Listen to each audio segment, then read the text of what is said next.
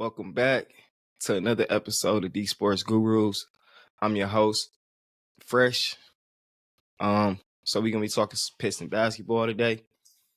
Today we're gonna be focused on debunking some narratives, right? So I'm gonna call this one no excuses, no narratives, and the numbers don't lie. I don't know, I figured something out, but we're gonna be focused on the excuses that we seeing from the fan base, a few narratives that I want to debunk, right? And the numbers is gonna tell the story.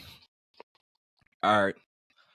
So as a sports guy, as a sports guru, right? I'm not just a numbers person, right? I don't fully believe that the numbers tell the story. I feel like first and foremost that you should be watching the games, right? The eye test is gonna always tell the test more than anything. You know what I mean? But the numbers do paint some pictures, right? They do tell some stories. So you can't just neglect the numbers, right? Because they do tell stories. People actually get paid contracts, incentives. Like it's a lot of money that go into the numbers, right? Betting, sports betting. It's all about the numbers, right? So the numbers do matter, right? But they don't tell the full story. So just looking at the Detroit Pistons season so far, if we analyzing and looking at it, let's look at the narratives, what we got out there, right? So excuses. What's the excuses? Why this team isn't being successful right now, right? Is this team even being successful? It depends on how you look at it and what your expectations for this team was. Like it's based on your expectations. Me, I didn't really have it. I did have a win total number. I did. It was probably around like 30 wins, 30, 35. But at the same time, I was more so focused on chemistry and mainly, honestly, the main thing I was focused on this season was seeing how Cade Cunningham played with Jaden Ivey, right? Two dynamic young guards. That's what I was most excited about this season, and seeing how they paired that with Asar Thompson and Jalen Duren. Like that's what I was most excited about. I wasn't excited about to see how they build this chemistry with some vets and build this culture identity. No, I wasn't excited about none of that. I was excited about to see how Jaden Ivey and Cade Cunningham looked on the floor together. Without one of them feeling like they got to do most of the work, right? Unfortunately, that's not what we've been seeing so far. 10 games into the season. If we look at the numbers, right? Let's look at some numbers. I'm gonna take a look at some numbers right here. We're just gonna go straight to the NBA standings, right? That's the biggest raw number that we can look at, okay? NBA standings. Pistons are 2-7.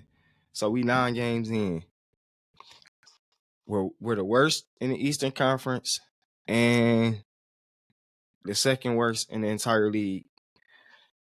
Tied for the second worst in the entire league. Only the Grizzlies, who are Ja Morantless, are a worse team record-wise than us, right? So that's the raw top number, okay? We 2-7. Okay.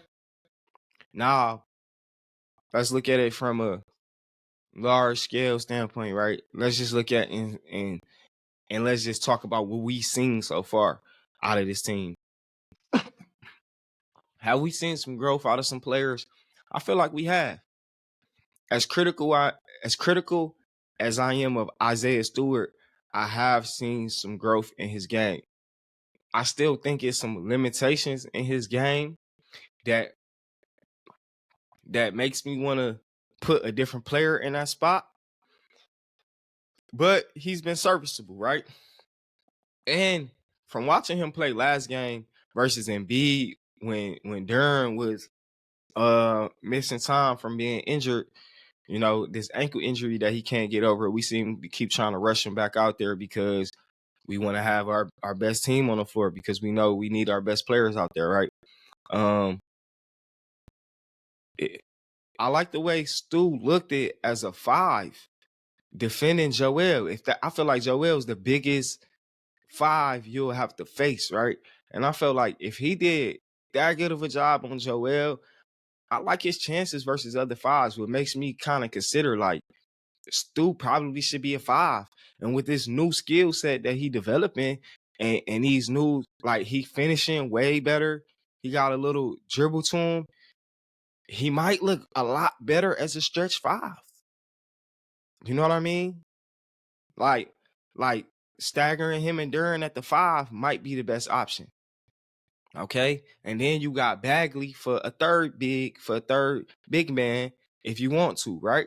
And then when you want to go big, you could just throw Stewart in there with Duran. That's too much like common sense, right? That's too much like common sense. All right. So that's the raw numbers. That's the raw outlook. Duran looks a lot better defensively and offensively. He still has some ways to go, but he look a lot better, right? Killian don't look a lot better this year, man. Say what y'all want to say about him. I'm gonna pull up the numbers in a minute, and he been looking pretty decent, bro. He looked decent last game. Last game, he was our best player on the team. You know what I mean? So yeah. Those are developing guys. Then you got Jayden, right? Which we're gonna get to him a little bit more in a minute because we're gonna kind of do a deep dive on Jayden and Cade and their ability to play with each other. So we won't really go into Jayden like that, right?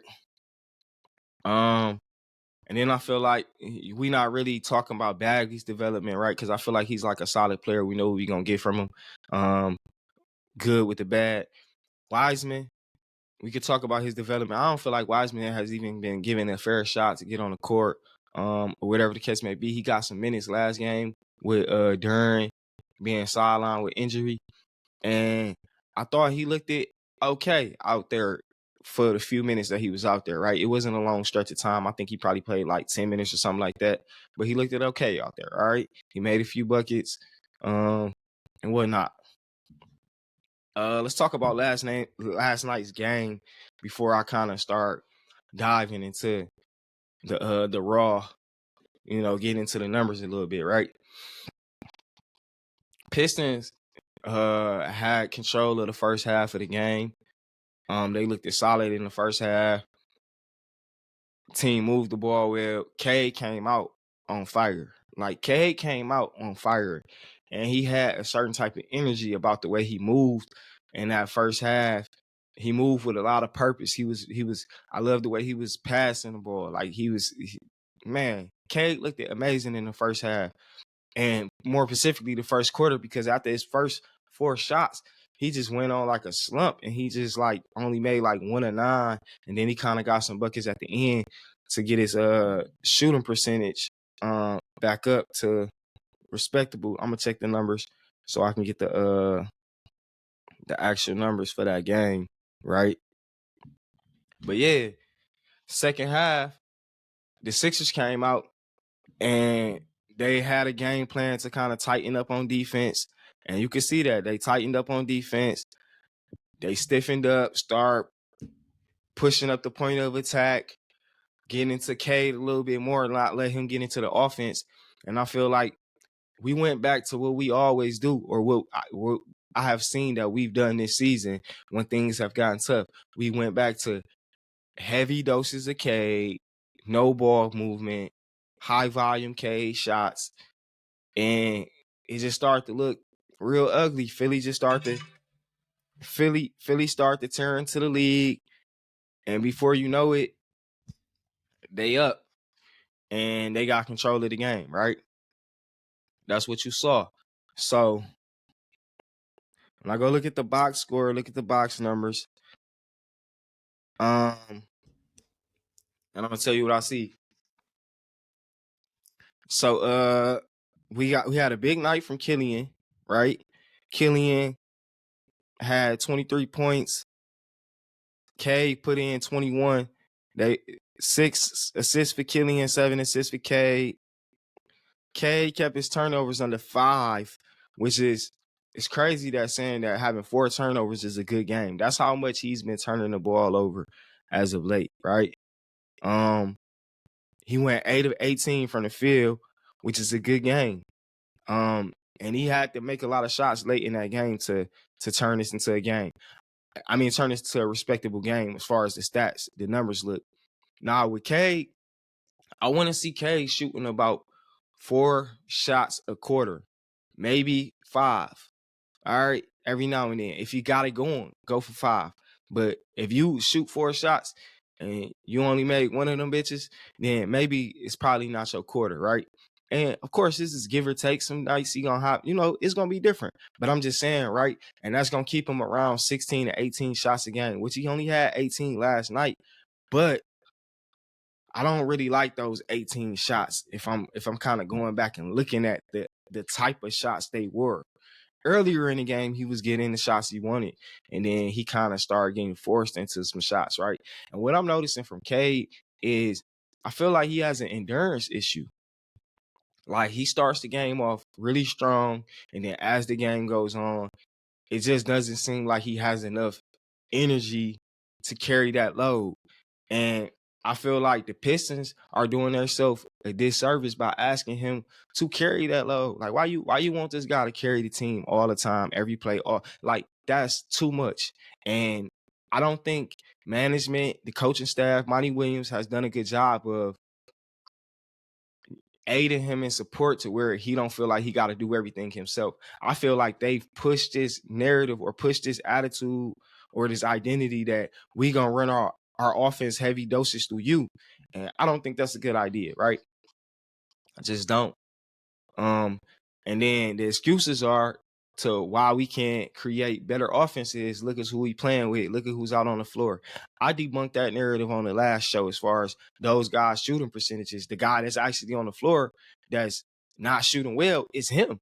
It's not the other guys that's on the court. It's him that's not shooting well when we look at the numbers, right?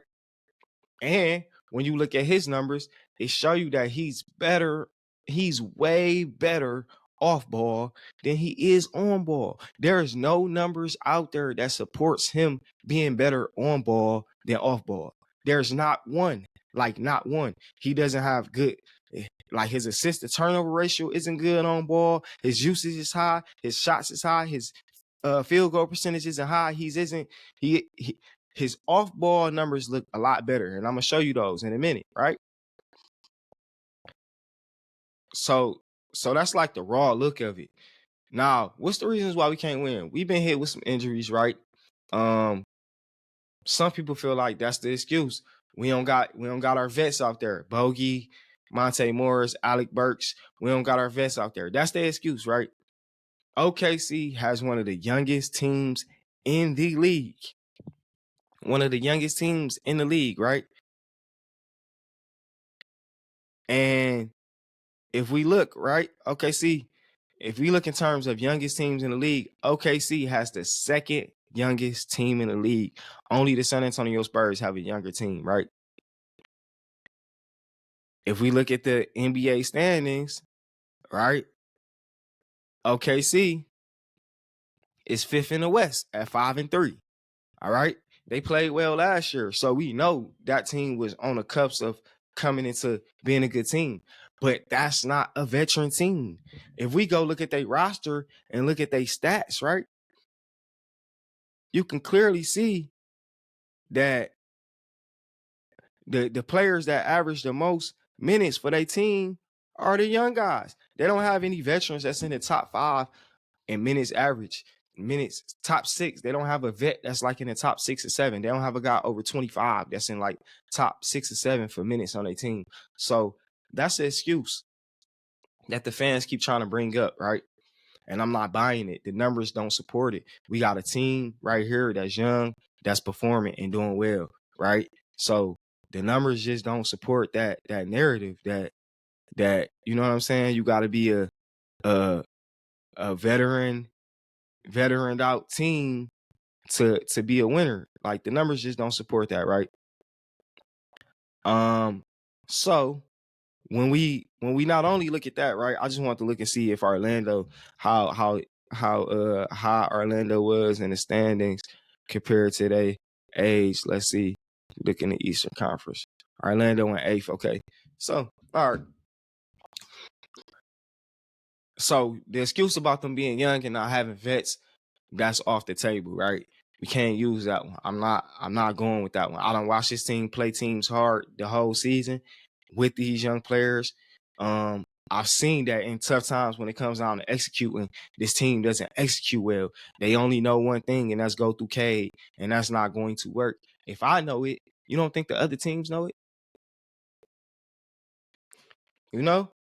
It's not rocket science. And I got guys online talking about, well, if you know so much, won't you be the coach? Bro, that's an emotional response that people say when they feel like you got the knowledge. No, I know a little something. I don't know the X's and O's. I don't be at the practices and all that, right? Because I don't give a damn. I don't need to be at the practices and all that. See, you feel like I need to be. I don't. I can judge the product that's being presented on the floor because that's really what matters to games more than practice. So miss me with practice. I could judge the product that's on the floor. I can analyze the numbers, and I can get back to you. And I'm getting back to you right now. And we debunking these narratives. All right. So when it comes to building out a team, right? If you go through the history of like the NBA, right? And you'll look as far as scoring, right? The top 3 guys on good teams have led the NBA in the past 20 years to 60 to 70 points a night. Okay? 60 to 70 points a night. You have to have a trio of guys that's getting you 60 to 70 points. If you don't have it, then that means you have failed as a coach to identify the guys that you need to go get you the points. Okay? Because you need these guys to go get you the points. If you, I feel like the fan base and Monty Williams and whoever is trying to buy into this idea that we gonna have one player, as in Cade, averaging 22, 25, and then we just gonna have a bunch of other guys averaging 12 points, 13 points. No, that's not realistic. First of all, if you got a bunch of other guys, if you got 5 or 6 guys averaging 12 and 13 points, what that tells you is you have inconsistencies, right? Everybody's not playing every game. And you haven't identified who are the main guys. You only have one main guy. That's what you identifying. Okay. So I just gave y'all the number, right? And this is a historical number. The top trios have always averaged 60 to 70 points throughout the course of NBA history. You know what I mean? So when we go look at and analyze the top trios in scoring this season, right? The trio of Asar Thompson, let me see just to make sure. Okay. The trio of, I want to make sure I get the trio right. It's Asar Thompson, Cade Cunningham, and Isaiah Stewart. That's our highest trio, averaging a total of 54 points. So that's 6 outside of 60, right? And that ranks 35th. It's only 30 teams in the NBA. So that ranks 35th. Did you hear me? 35th. Okay? So we don't have a trio that's inside the top 30 in scoring. A few teams have more than one. A sets a trio that they can combine for 60 points. That tells you that we don't have enough scoring on this team. So as bad as Monty Williams want to stress defense and all that, we need more scoring. And I know the fan simple solution is Bojan, Alec Burks, and Monte Morris, they make up for the scoring and whatnot. That's cool. I'm not even saying they can't. But all of those guys are going to be off the team next year, with the exception of maybe Bogey. And I feel like he will be. With all these injuries, it doesn't make sense to pick up his contract. You know what I mean? Not for that amount of money anyways, right? Why wouldn't you be working your young talent in? And by young talent, I really mean Jaden Ivey. I don't mean anyone else. I mean your number 5 draft pick from last year. That's the guy who you need to be working in. Now, granted, he's been injured or out with sickness the past 3 games, right? But this should have already been a plan, right? This should have already been a plan. Now, why isn't this the plan? According to Monty Williams, it's defense, right? All right, that's cool. We looking at the defense that we put in on the floor. this defense ain't no top notch defense, man. Like it's just not, man. When we look at what we're giving up as far as points, let's look at our defensive rating. Our defensive rating is currently we have a defensive rating of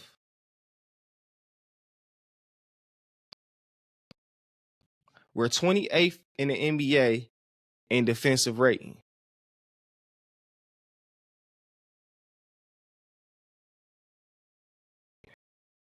Okay, no, that's a lie. I'm sorry. We're 18th. 18th, all right. 18th in defensive rating. I apologize. We got a defensive rating of 112. All right, so the defensive rating is not that bad, right? So that obviously tell you if the defensive rating is not that bad, we 18th in the league. That's a little below average, right? It tells you that you need more offense. Not only do you need more defense, that's what it tells you also. You need more defense, but it also tells you need more offense, right? Because if you definitely ain't stopping motherfuckers, you got to score. Let's look at our offensive rating. Because, since we did defense, we might as well go offensive rating and see what the offensive rating looks like as well, okay? So, because we got to have a proper comparison. When we pull up the offensive rating and we going through,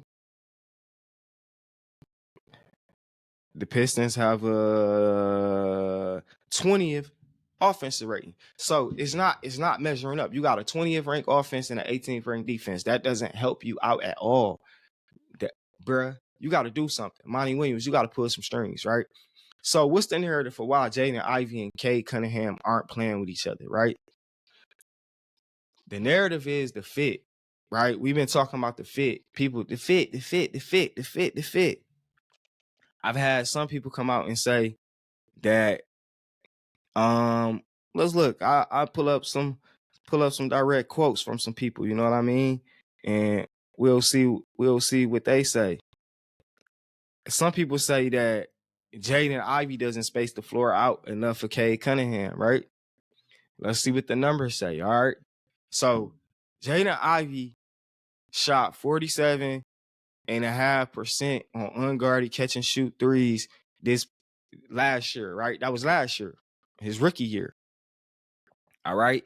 He shot, I believe, 37% overall.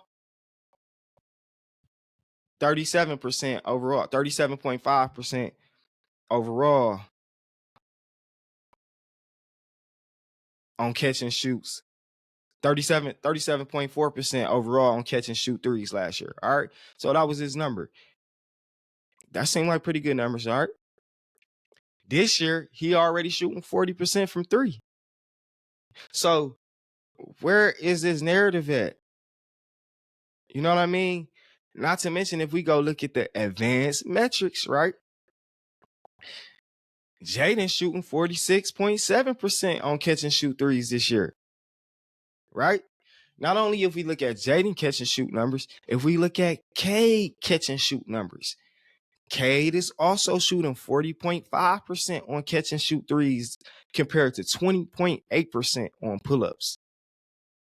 What do these numbers kind of suggest for you, man? If I'm being honest, they suggest that they should be playing with each other and feeding the ball to each other as they attract defenses, feeding each other. They both willing passers.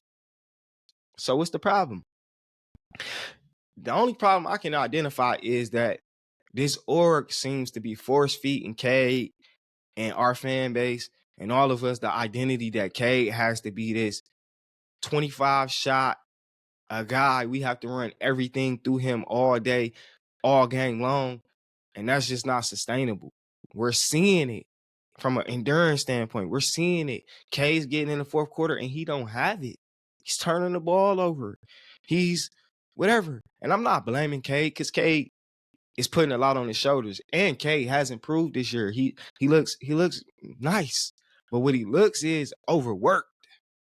What he looks is in need of help. And not in need of help because he doesn't have the players capable of helping him. Just in need of help because it's not ingrained in our strategy and our coaching cues and key points where we're keying in on games, we're not focused on the right things that we should be focused on, execution and ideology wise as a team, right? I'm just not feeling what Monty Williams is doing. And I'm tired of fans that's trying to tell me to be patient and wait, and I need to wait for this to happen. No, the numbers are talking, man. They are speaking, right? If we look at the Pistons advanced numbers, right? Advanced numbers, just the traditional numbers, right? I'm going to keep it traditional. All right. The traditional numbers show the traditional numbers show you got 5 players playing over 30 minutes, and none of them is named Jaden Ivey. It's just odd to me, man. Cade playing 38 minutes. Isaiah Stewart 35. Asar 35. Killian 34. Marcus Sasser is playing. Oh, I'm sorry. This was, I gotta go to all season. I apologize. This filter on these this filter on this stuff is wrong. Okay, so now let me get to it. All right, the raw numbers. Here it is. K at 35.9, Isaiah Stewart 34, Asar 31, Killian Hayes 31, Jalen Duren 28 minutes. All right. But here's the kicker. So like I told you, with that scoring punch, you damn near gotta have 2 guys in the 20s, high 18, 19. We got Cade at 23.7. Our next best guy in scoring is Alec Burke at 15 points a game. Alec Burke hasn't played in like 5 games. So our next leading scorer after that is 12.6 with Jalen Duren. It shows you that from a coaching standpoint, you haven't empowered and identified anyone outside of Cade Cunningham as a scorer on your team. And that's what they're supposed to go do on a nightly basis. I just told you, we got to have guys getting us 60 points. So if Cade is accounting for 20, let's just say Cade accounting for 24. All right, 60 minus 24, 36 points divided by 2. We got to get 2 guys that's giving us at least 18 a game outside of Cade. And we're not getting that. And it has to be ingrained in the coaching staff that they have to identify the guys that's going to go do that, right? So let's just keep going over the numbers, right?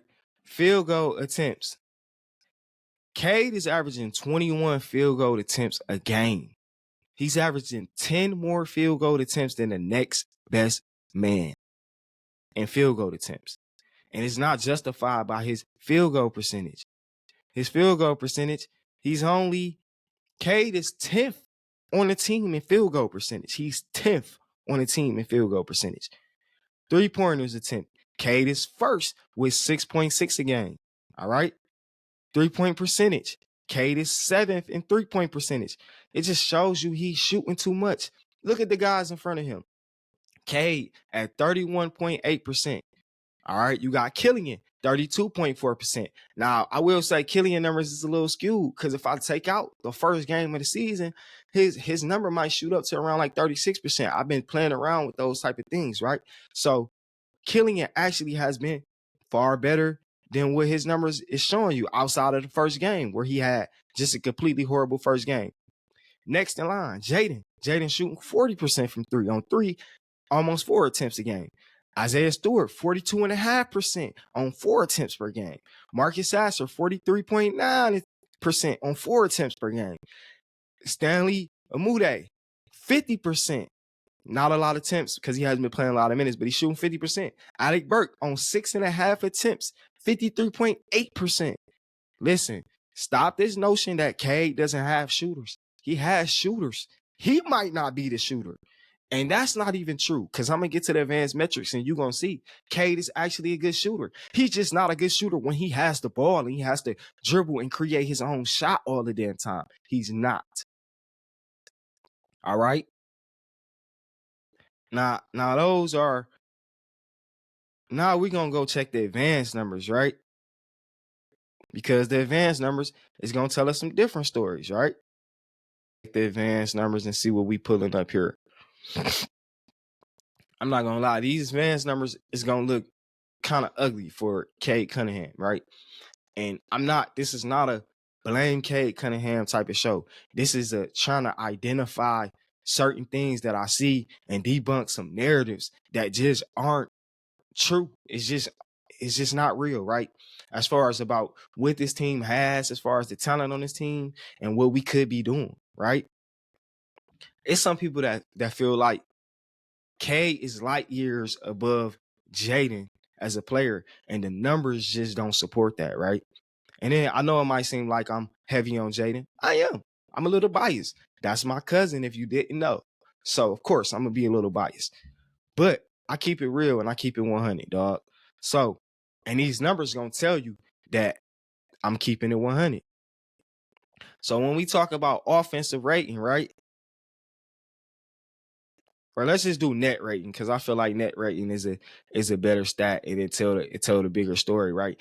And this is another thing that I like to talk about with the plus minus numbers, right? A lot of people fixate on plus minus numbers, and I try to tell them, I explain to them all the time, plus minus numbers will never tell the full story of what actually happened, right? Because I could have been playing with this guy, I could have been playing with that guy, this guy could have subbed in. That's why when you look at our box scores all the time, our raw box score plus minus numbers will never indicate how a player played, because you got Killian staggered with this guy, you got Cade staggered with that guy. So the plus minus numbers, I can care less about, right? But on this team, we only have 4 players with a positive net rating. That's Marvin Bagley, Alec Burks, Jared Roten, and Malcolm Calazon. He didn't really play like that, so I'm not gonna count here. I'll count Alec Burks and Marvin Bagley, not even Jared Roten. But those are the only 2 guys with a positive net rating, which makes sense because we're a losing team. So that's another thing when y'all try to look at plus minus and y'all be like, he had a plus minus of such and such and such. Well, we fucking lost. So if we lost by 10 and you had a plus minus 12, you got to damn near minus the 10 and then give me what was it after that, right? Isaiah Stewart minus 2.1, Sasha minus 3.6, Cade minus 4.9, Kelly minus 6.5, 6.5, Sar, minus 7.6, Jayton, 8.0, Joe Harris, a guy who they love putting on the floor. Jalen Duren, minus an 8.3, minus a 10.4. So if we was looking at the plus minus numbers, somebody, an idiot, would say, looking at Jalen Duren and say, oh, he minus 8.3, get him out the game. That's an idiot, right? Because the plus minus numbers just don't tell the full story. Assist percentage, Cade's leading with 30%, 22 for Kelly, 20 for Sasser, 20.5 for Jayton, and 16 and a half, 16.2 and 16.4 for Asar and Jalen Duren. All right. Assist to turnover ratio, which is a big thing for me, because I feel like if you're gonna be handling the ball a lot, then your assist to turnover ratio need to be sort of high. All right. And that's another thing my complaint about Cade handling the ball so much. I just feel like he got to work on his handle, because his assist turnover ratio doesn't show that he's a particularly great ball handler. Killian Hayes, 4.9 assist to turnover ratio. Marcus Sasser, 4.0. Joe Harris, 2. Asar Thompson, 1.76. Jared Roten, 1.5. Jaden Ivey, 1.36. Cade Cunningham, 1.34. So you can see is Jaden or Cade's assist to turnover ratio isn't that high. Only thing I will say is Jaden really hasn't had the ball this year. All right, assist ratio, Killian Hayes, 28.7. All right, I ain't gonna go into that. I'm gonna start getting into some other numbers, all right, because I want to go to the catch and shoot numbers. Honestly, see if we got it. All right, here we go. We got the catch and shoot numbers now. I apologize for that delay. All right, so catch and shoot numbers. Field goal percentage.